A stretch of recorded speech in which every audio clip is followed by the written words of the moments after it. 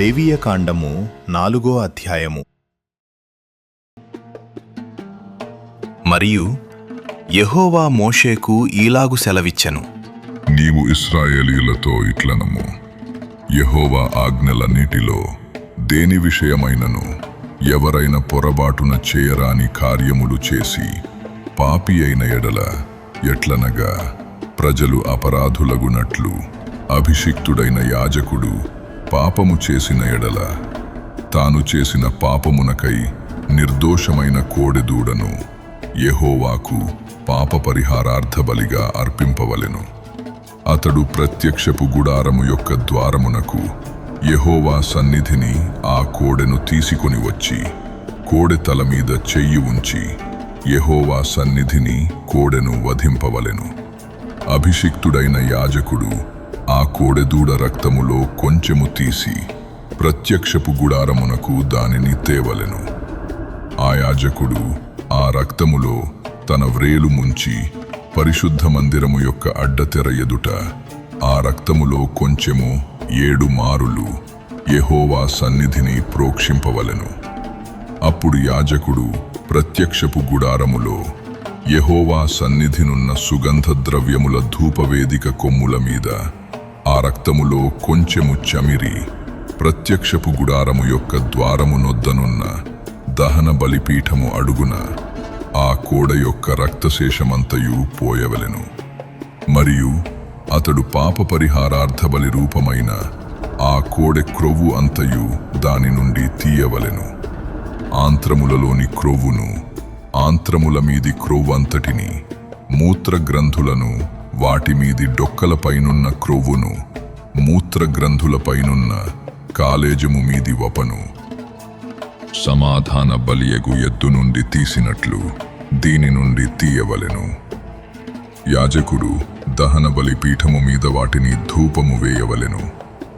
ఆ కోడ యొక్క శేషమంతయు, అనగా దాని చర్మము, దాని మాంసమంతయు, దాని తల, దాని కాళ్ళు, దాని ఆంత్రములు, దాని పేడ, పాళెము వెలుపల బూడిదెను పారపోయు పవిత్ర స్థలమునకు తీసుకొనిపోయి అగ్నిలో కట్టెల మీద కాల్చివేయవలెను.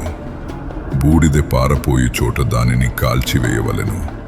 ఇశ్రాయేలీయుల సమాజమంతయు పొరబాటున ఏ తప్పిదము చేసి యెహోవా ఆజ్ఞలన్నిటిలో దేనినైనను మీరి చేయరాని పని చేసి అపరాధులైన ఎడల, వారు ఆ ఆజ్ఞకు విరోధముగా చేసిన ఆ పాపము తమకు తెలియబడినప్పుడు సంఘము పాప పరిహారార్థ బలిగా ఒక కోడె దూడను అర్పించి ప్రత్యక్షపు గుడారము యొక్క ద్వారమునకు దానిని తీసుకొని రావలెను.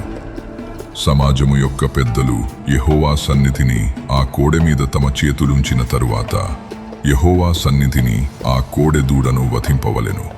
అభిషిక్తుడైన యాజకుడు ఆ కోడె యొక్క రక్తములో కొంచెము ప్రత్యక్షపు గుడారములోనికి తీసుకొని రావలెను. ఆ యాజకుడు ఆ రక్తములో తన వ్రేలు ముంచి అడ్డతెర వైపున యెహోవా సన్నిధిని 7 మారులు దాని ప్రోక్షింపవలెను. మరియు అతడు దాని రక్తములో కొంచెము ప్రత్యక్షపు గుడారములో యెహోవా సన్నిధినున్న బలిపీఠపు కొమ్ముల మీద చమిరి ప్రత్యక్షపు గుడారము యొక్క ద్వారమునొద్దనున్న దహన బలిపీఠము అడుగున ఆ రక్తశేషమంతయు పోయవలెను. మరియు అతడు దాని క్రొవ్వు అంతయు తీసి బలిపీఠము మీద దహింపవలెను. అతడు పాప పరిహారార్థ బలియగు కోడెను చేసినట్లు దీనిని చేయవలెను. అట్లే దీని చేయవలెను. యాజకుడు వారి నిమిత్తము ప్రాయశ్చిత్తము చేయగా వారికి క్షమాపణ కలుగును. ఆ కోడెను పాళెము వెలుపలికి మోసికొనిపోయి ఆ మొదటి కోడెను కాల్చినట్లు కాల్చవలెను. ఇది సంఘమునకు పాప పరిహారార్థ బలి.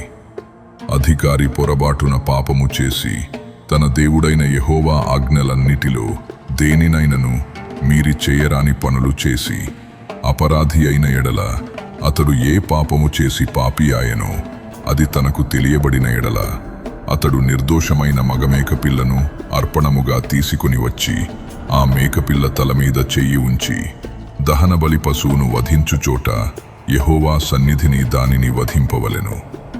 ఇది పాప పరిహారార్థ బలి. యాజకుడు పాప పరిహారార్థ బలి పశురక్తములో కొంచెము తన వ్రేలితో తీసి దహన బలిపీఠము కొమ్ముల మీద చెమిరి దాని రక్తశేషమును దహన బలిపీఠము అడుగున పోయవలెను. సమాధాన బలి పశువు యొక్క క్రొవ్వు వలె దీని క్రొవ్వంతయు బలిపీఠము మీద దహింపవలెను. అట్లు యాజకుడు అతని పాప విషయములో అతని నిమిత్తము ప్రాయశ్చిత్తము చేయగా అతనికి క్షమాపణ కలుగును.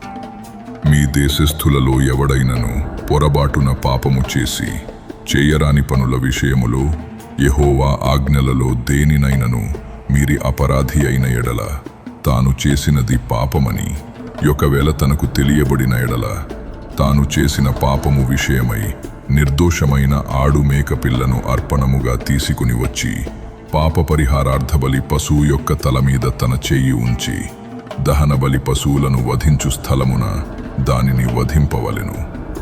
యాజకుడు దాని రక్తములో కొంచెము వ్రేలితో తీసి దహనబలి పీఠపు కొమ్ముల మీద చెమిరి దాని రక్తశేషమును ఆ పీఠము అడుగున పోయవలెను. మరియు సమాధాన బలి పశువు యొక్క క్రొవ్వును తీసినట్లే దీని క్రొవ్వంతటిని తీయవలెను. యెహోవాకు ఇంపైన సువాసనగా యాజకుడు బలిపీఠము మీద దానిని దహింపవలెను. అట్లు యాజకుడు అతని నిమిత్తము ప్రాయశ్చిత్తము చేయగా అతనికి క్షమాపణ కలుగును. ఎవడైనను పాప పరిహారార్థ బలిగా అర్పించుటకు గొర్రెను తీసుకుని వచ్చిన ఎడల నిర్దోషమైన దాన్ని తీసుకుని వచ్చి పాప పరిహారార్థ బలియగు ఆ పశువు తల మీద చెయ్యి ఉంచి దహనబలి పశువులను వధించు చోటను పాప పరిహారార్థ బలియగు దానిని వధింపవలెను. యాజకుడు పాప పరిహారార్థ బలియగు పశువు రక్తములో కొంచెము తన వ్రేలితో తీసి దహన బలిపీఠపు కొమ్ముల మీద చెమిరి ఆ పీఠము అడుగున ఆ రక్తశేషమంతయు పోయవలెను. మరియు సమాధాన బలి పశువు యొక్క క్రొవ్వును తీసినట్లు దీని క్రొవ్వంతయు తీయవలెను. యాజకుడు యెహోవాకు అర్పించు హోమముల రీతిగా బలిపీఠము మీద వాటిని ధూపము వేయవలెను. అతడు చేసిన పాపము విషయమై యాజకుడు అతని నిమిత్తము ప్రాయశ్చిత్తము చేయగా అతనికి క్షమాపణ కలుగును.